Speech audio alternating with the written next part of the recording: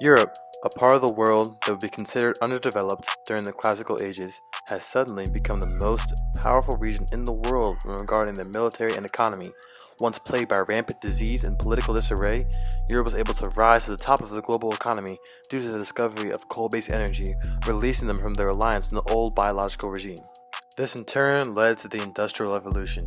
During the Industrial Revolution, humans developed new forms of transportation that allowed for information and resources to reach different areas quicker. Mass production during this time allowed for goods to be manufactured more quickly.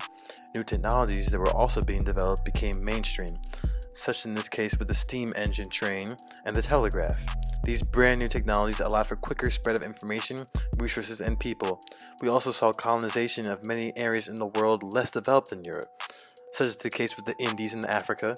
These granted European powers, particularly Britain, to further advance the amount of raw resources they had allocated, sailed off to rival empire, and then go out to conquer new territories.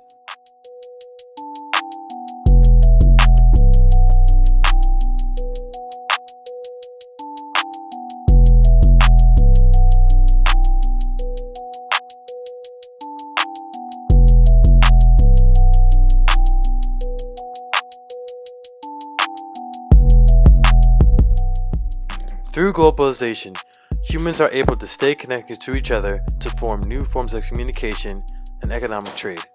Transnational companies create a system of dependency where the country that is manufacturing the good is dependent on the country in which the main manufacturing industry's headquarters are. These large-scale TNCs use the exportation of cheap labor so they are able to make their new product quickly and for a very cheap price. These workers that are in these sweatshops working for the TNCs pretty much get skinned alive because they're working long hours for inhumane wages. We are now connected to other parts of the world more than ever in human history. We can now talk to someone like in Argentina in a matter of only seconds, whereas it would have taken weeks around only a century ago. People can now conduct their trade on a global level due to free markets. Social media, a byproduct of this, has further connected business, small and big, to consumers internationally and locally. Through globalization, developing countries have a dependency on developed countries. As developed countries transport their manufacturing jobs to developing countries, the latter is reliant on the former country for their own success as a nation.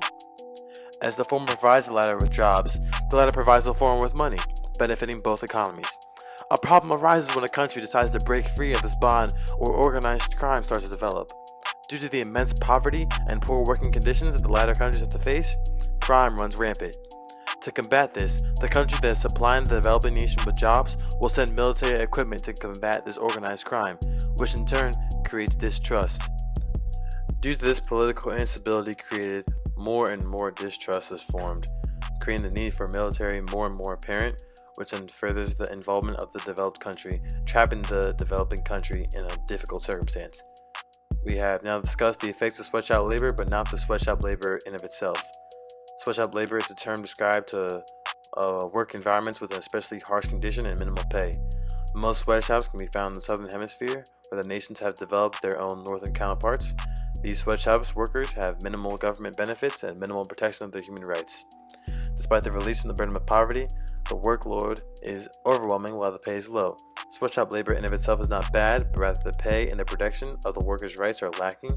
Also, workers are often restricted by their own government to protest for more rights and better wages. This market is driven by Western consumerism and the need to maximize profits. Although beneficial to developing countries, globalization can also have a devastating impact on these nations due to sweatshop labor and their dependency on developed countries. Sweatshop labor is responsible for unfair wages, unreasonable hours, child labor, and a lack of benefits for workers. In developing countries, an estimated 168 million children under the age of 5 are forced to work. Yes, globalization has made the world more connected than ever, but from what we can see from modern circumstances, this era of human history has a lot of room for improvement.